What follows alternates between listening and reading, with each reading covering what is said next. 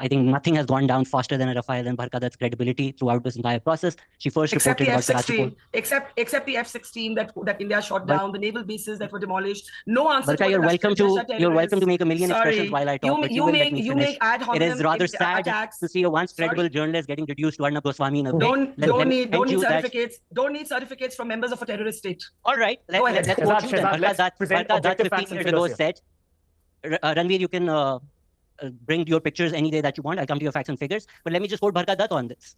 15 years ago, the same Barkha Dutt said that the prejudiced administrative and political system is not letting her name that the Prime Minister of India right now, Narendra Modi, is attacking Muslims. If we're going to talk about international organizations labeling somebody a terrorist, Narendra Modi was labeled a threat to religious freedoms around the world and was visa was revoked. The difference by the United States of America, Barkha Dutt, you know this. You're only playing to an audience. You said the Pakistani pilot was arrested and captured, which turned out to be a lie. But once the YouTube dollars come in, maybe fact goes out of the window. So let's talk about facts. Narendra Modi was involved in this. Let's talk about facts. Pakistan and India is we capture our terrorists. We do not collect them. Don't talk over each other. Don't talk over each other. No one can hear you when you do that. Barkha Dutt has spoken for half an hour. I have a right to respond. Ranveer Allahabadia decided to interject. He's had BJP people on his podcast. I'm not talking about the state in general. I'm talking about Ranveer Allahabadia specifically. I've now figured out why he's called beer biceps, because what he said sounds like the most drunk shit I've heard in my life. This is what happens when you repeat government talking points without reading. The Bin Laden papers were not released by the DGISPR, by Pakistan. They were released by the American intelligence. 470,000 papers, which a book was written by Nellie Lahoud, which clearly states that Osama bin Laden was trying to hide from the Pakistani intelligence. What you're pointing out with Osama bin Laden... Hang on. Wait. Shahzad, sorry, hang on.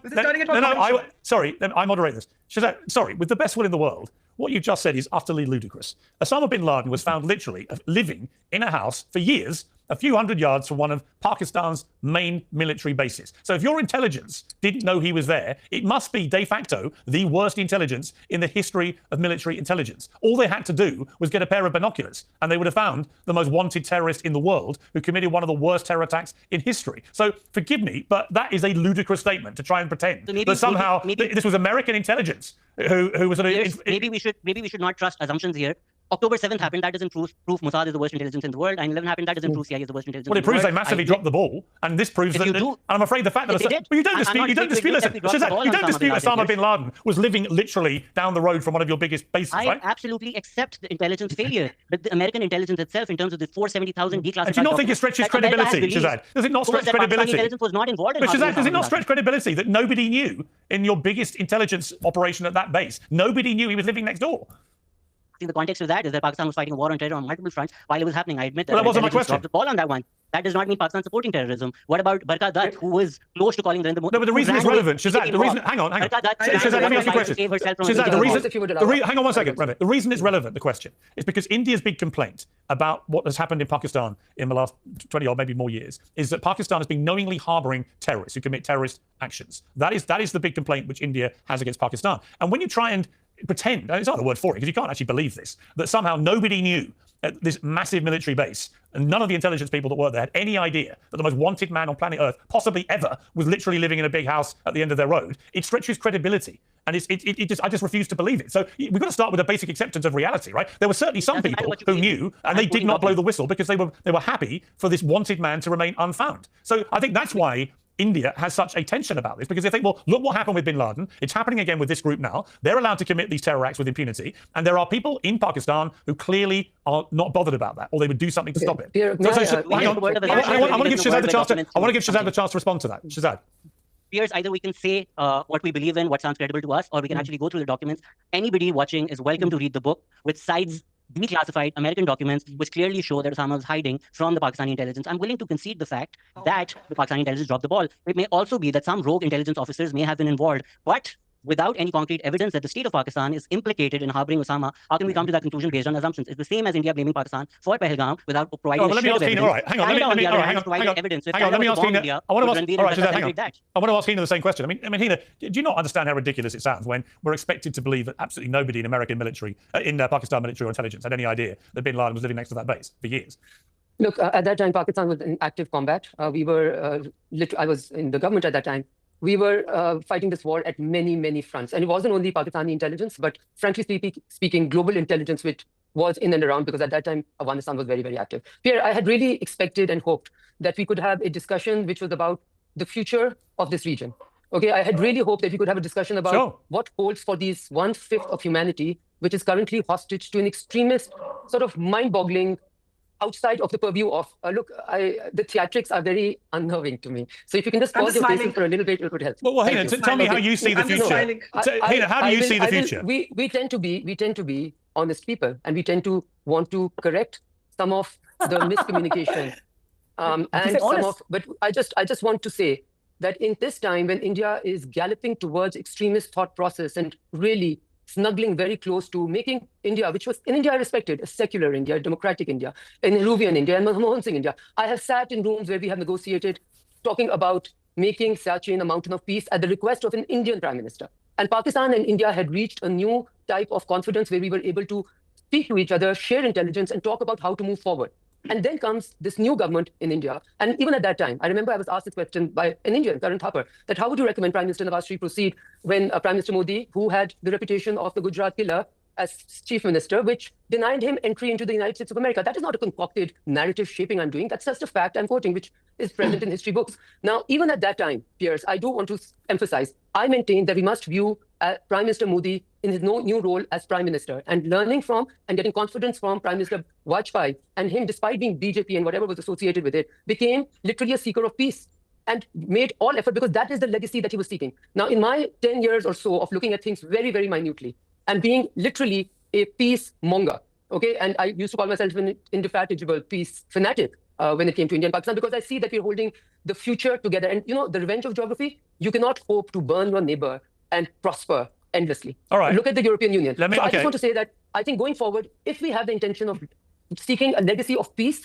mutual coexistence, and accepting the strengths that exist. Pakistan is a nuclear state country which has just established our, I would say, conventional supremacy by way of sheer facts, not narrative shaping, sheer facts in the military theater. There's going to be a lot of rewriting of the hegemonic role that was given to a certain country. We don't want that for India. India is more than welcome to continue with that hegemonic role. As far as I think it is at peace to display that by attacking our civilians just because and going outside of international law. Okay. And Pierre, my last comment, please allow me this last comment, and then you're willing, you're more than welcome to go anywhere else. This is disproportionate space by I just wanted to highlight one thing, that there is this thing called international law. We are all signatories of the UN Charter.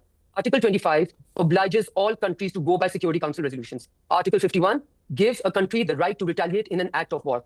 Now, if everybody can just answer one question. When one nuclear state decides that it will be the judge, jury, executor, and decides that this particular security lapse is because of another country, and decides to launch missile strikes, 9 of them killing civilians into the other country, is that nuclear state, which also has conventional, okay, well, let me put that question. Which is displayed very well, supposed to sit tight and wait for other missile strikes to come. Okay, well, I don't want the theatrics. I have never been a player of theatrics. All right, Hina, I'm going to put it to other people. Okay, India. Ranveer, I mean, it's an interesting point, isn't it? India was working on very quick assumptions that the state of Pakistan, that the leadership who are running the country were fully aware of what this group were doing, and therefore were complicit in what they did in this terrorist attack, and had allowed this to happen de facto.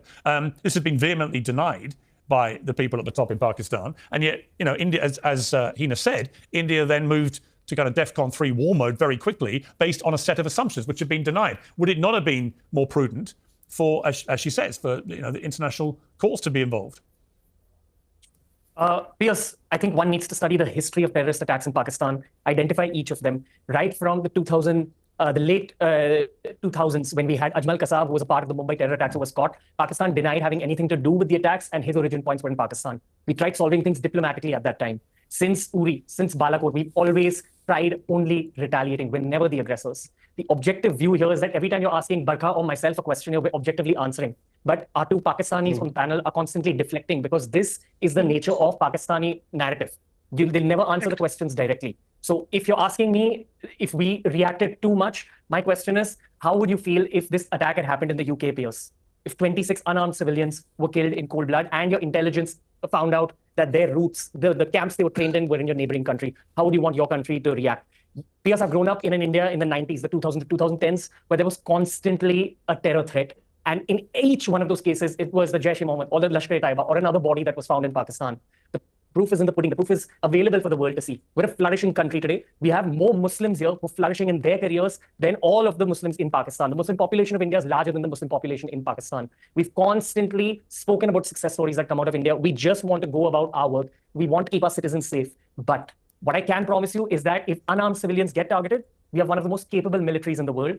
And the first strike, Operation Sindoor, was simply targeted at terrorist bases. These are well-known UN-designated terrorist bases. That's all that was targeted. Pakistan retaliated by attacking the LOC and harming civilians. Okay, let me allow Shahzad to respond, and then I'm going to go to Barkha for the final word. So Shahzad, your response. Unlike Ranveer, we don't live in a world of assumptions. I didn't think this was bring your child to school day, so I didn't bring any pictures. There was a 7-year-old child sleeping at his home, Irtaza Abbas Turi, who was at his home, and India claims that the 7-year-old child was at the terrorist camp that we killed. There is ample evidence that India targeted civilians. In terms of Ranveer's narrative, I'm not surprised that he's doing that. He's not even free to post a story and delete it. He was dragged through the Supreme Court of India for telling a sex joke. So if he's trying to bring his far-right audience back, he's welcome to shout these lies. All right, Ranveer, let's break this down. 2006, Magalan bombings, an Islamist student organization was blamed. As you're aware, you're representing India around the world. Who turned out to be the terrorist in that case? Ranveer, do you know? It was Abhinav Bharat.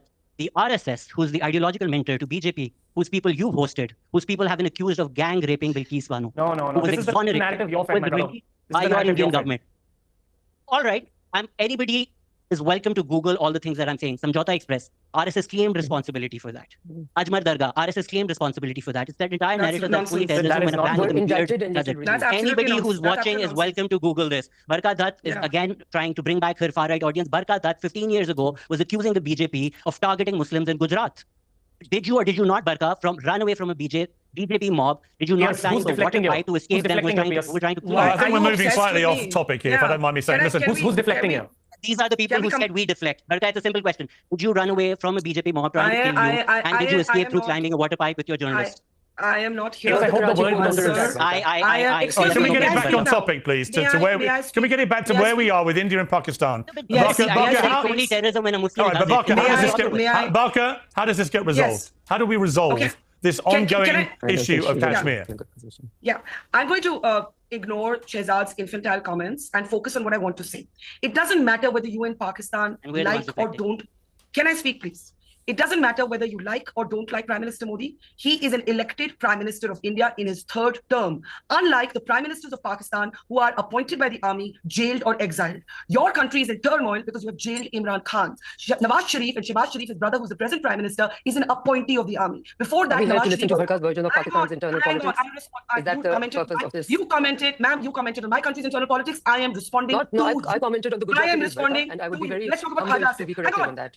There's your defense minister. You know what your defense minister said on television? Yes, we did support. I'm not a journalist. I don't have Ma'am, you're interrupting me. Ma'am, I did not interrupt you. Grant me the same civility. I did not interrupt. Please go ahead. Khwaja Asif, whose picture Ranveer held up, said in an interview to Sky News that indeed Pakistan had used terrorism as to do the dirty job. I guess Hina couldn't tolerate the truth. Maybe she just left. Khwaja Asif said on Sky News that Pakistan used to do the dirty job for other countries by using terrorism as an instrument of state policy. Bilawal Bhutto said on the same channel, indeed, Pakistan has a past. Through this entire conversation, neither Pakistani has answered, are the Lashkar and the Jaish terror groups or not? And if they are, why are they allowed to function openly in Murki and Bahawalpur, where Indian action was taken against terror bases and terror bases alone? And a last point, Prime Minister Modi did try dialogue with Pakistan. He went to visit Nawaz Sharif in his home in Lahore. He invited Nawaz Sharif when he was sworn in as Prime Minister the first time. All of that came to naught because Pakistan's entire existence seems to be to conduct a proxy war against India. India would love to ignore Pakistan. India wants nothing Pakistan has. If Pakistan would stop inflicting terrorism on our country, we would be quite happy to never engage with them ever again. Let's leave it there. I appreciate you all joining us. Hina appears to have left the building. Sorry that she felt the need to leave early. But thank you three for remaining in your seats. And I appreciate you being on our centre. You don't get to respond to that. Thank you. All right. Thank you, Piers. And free Palestine. Thank you. Deflect again anyway.